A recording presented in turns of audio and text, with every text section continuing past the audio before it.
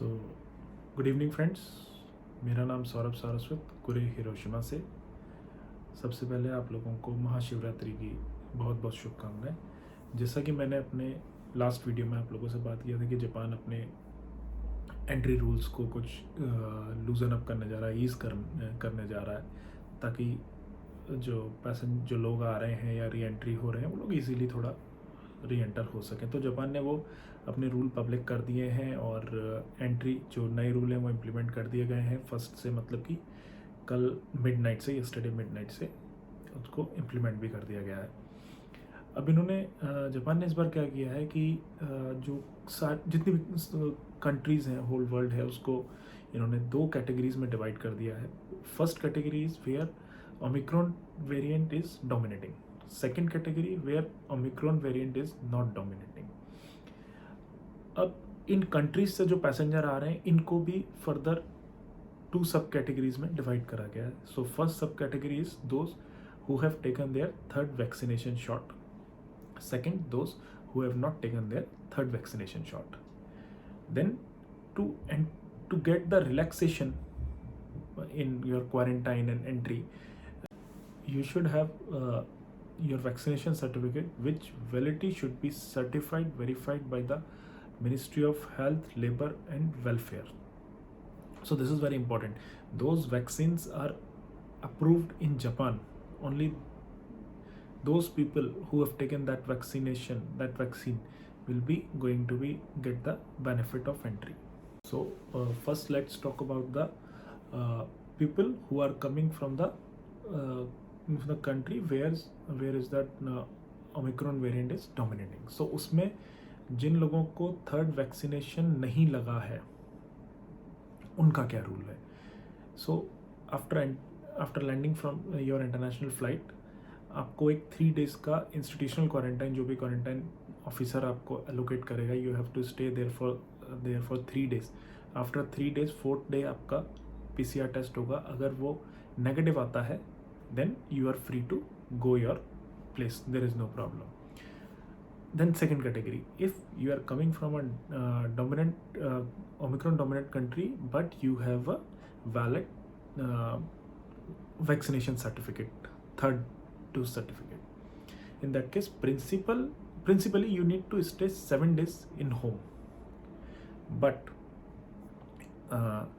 on third day or fourth day, if you take your RT-PCR test and it's come negative, you don't need to continue your quarantine period. जो पहली category है जिसमें कि non vaccinated लोग आ रहे हैं, उसमें और वैक्सीनेटेड लोगों वाली कैटेगरी में सिर्फ ये अंतर है, जो नॉन वैक्सीनेटेड है उनको मैंडेटरी है कि 3 दिन इंस्टीट्यूशनल क्वारंटाइन में रहना है। जो लोगों को वैक्सीन लगी हुई है, सर्टिफिकेट वेरीफाइड है जापान के अंदर, उनको इंस्टीट्यूशनल क्वारंटाइन की कोई ज़रूरत नहीं है, वो डायरेक्ट अपने होम जा सकते हैं। जिन लोगों को वैक्सीन लगी हुई है, जिनके सर्टिफिकेट वेरीफाइड है, एक प्लस पॉइंट और है उनके लिए यहाँ पे कि वो after landing 24 hours they can board any domestic transport वो अपना यूज़ कर सकते हैं। क्योंकि आने के बाद, जितना मैं समझ पाया हूँ एयरलाइंस की वेबसाइट से, मेरे ख्याल से आने के बाद कुछ टेस्टिंग होंगी, मतलब PCR टेस्ट ही होंगे, जो कि अराउंड 18 to 24 hours लेंगे रिजल्ट आने में। अगर वो नेगेटिव आते हैं तो आप अपना डोमेस्टिक ट्रांसपोर्ट यूज़ कर सकते हैं। ये डोमेस्टिक ट्रांसपोर्ट यूज़ करने वाली फैसिलिटी जो है ये उन लोगों के लिए नहीं है जिनके पास वैलिड थर्ड वैक्सीनेशन सर्टिफिकेट नहीं है।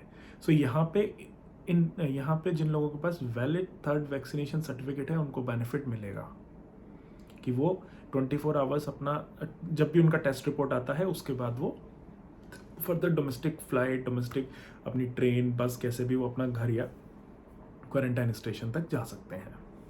सो अब बात करते हैं सेकंड कैटेगरी की, जिसमें कि पैसेंजर्स आ रहे हैं एक ऐसी कंट्री से जहाँ पे कि कोरोना वायरस बहुत ज़्यादा डोमिनेटिंग नहीं है। इसको भी सेम 2 कैटेगरी सब कैटेगरीज में हम लोग समझेंगे।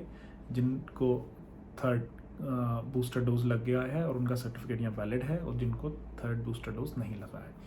अब जिनको बूस्टर डोज नहीं लगा है या जिनके पास सर्टिफिकेट नहीं है उनके लिए क्या रूल है। वो लोग इन प्रिंसिपल उनको 7 days क्वारंटाइन होम में होना है, इंस्टीट्यूशनल क्वारंटाइन नहीं है।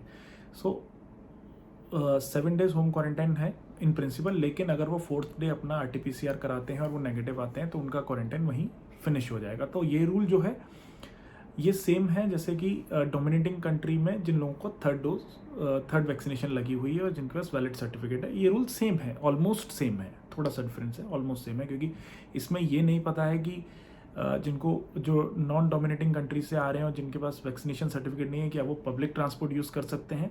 ये मैं अभी तक कहीं कंक्लूड नहीं कर पाया हूँ किसी भी वेबसाइट से, तो ये एक पॉइंट ऑफ कन्फ्यूज़न है मेरे लिए। अभी तक क्लियर होगा, जैसे मुझे पता चलेगा मैं डेफिनेटली आप लोगों को बताऊँगा। दूसरी कैटेगरी की बात कर लेते हैं नॉन डोमिनेटिंग कंट्रीज़ में, जिसमें कि लोगों को वैक्सीन लगा हुआ है, सर्टिफिकेट है, उन लोगों को कुछ नहीं करना है। आप जापान आइए आराम से, आने के बाद आपको सिर्फ अपना PCR टेस्ट कराना है। अगर आप नेगेटिव हैं तो you are free to go, आप पब्लिक ट्रांसपोर्ट लीजिए, आप रेस्टोरेंट में जाइए, आप कुछ भी करिए, आपको कोई क्वारंटाइन नहीं फॉलो करना है। There is no quarantine rule for those person.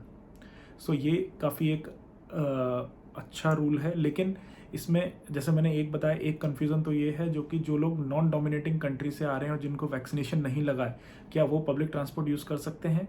ये मुझे अभी तक इसका आंसर नहीं मिला है, एक चीज़ ये है। दूसरा ये है कि कंट्रीज़ के नाम नहीं है मेरे पास अभी तक, मतलब कंट्रीज़ की लिस्ट भी मेरे को कहीं नहीं मिली है कि कौन से जापान के हिसाब से कौन से ओमिक्रॉन डोमिनेंट कंट्री हैं, कौन से नॉन डोमिनेंट कंट्री हैं। तो इंडिया किस में आएगा, सिंगापुर किस में आएगा, मेरे को इसके बारे में कोई आइडिया अभी तक नहीं मिला है। तो धीरे धीरे मुझे लगता है इन्फॉर्मेशंस कुछ टाइम में आएंगी, तब मैं आप लोगों के साथ ये सारी इन्फॉर्मेशन शेयर कर पाऊँगा। अगर आगे कोई नई अपडेट आएगी तो मैं आप लोगों के साथ ज़रूर शेयर करूँगा। अभी के लिए इस वीडियो को यहीं पे बंद करते हैं। Thank you very much for your time. Please do like subscribe my channel. और अगर आपको कोई और इन्फॉर्मेशन चाहिए इसके रिगार्डिंग तो प्लीज़ मुझे लिखिए, मैं डेफिनेटली इन्फॉर्मेशन कलेक्ट करके आप लोगों के साथ शेयर करूँगा। Good night.